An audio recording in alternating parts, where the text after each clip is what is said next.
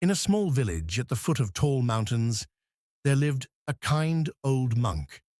Every morning, he rang a bell at the temple, and the sound echoed through the valley. People came to him for advice, because he always spoke with calm and gentle words. One day, a boy named Rami came to the temple. He was about 10 years old, full of energy, but also full of worries. He said, "Master, I want to be strong, like the mountain, and wise like you. But I am small, and I get scared. How can I ever be like that?" The monk smiled. "Come with me," he said. He gave Rami a small wooden cup. "Go to the river and bring me water without spilling it." Rami nodded and ran down to the river.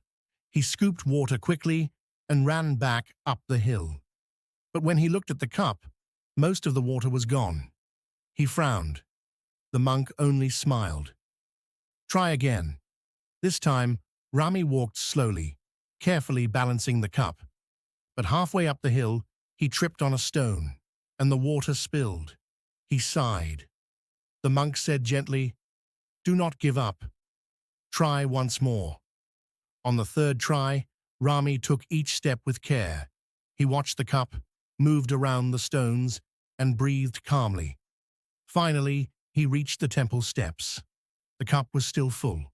The monk took the cup, smiled, and said, "Strength is not in running fast, but in walking with care. Wisdom is not in never falling, but in standing up again."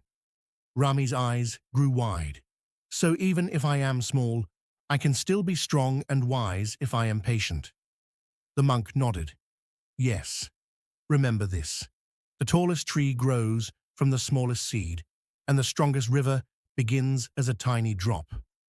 From that day on, Rami returned to the temple often. The monk taught him how to breathe deeply, how to sit in silence, and how to listen to the sound of the wind in the trees. Years later, people in the village began to notice. Rami was no longer just a playful boy.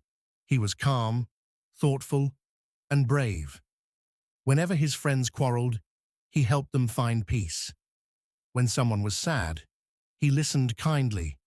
And Rami always remembered the day of the water cup, when he learned that real strength comes not from size or speed, but from patience, courage, and a kind heart.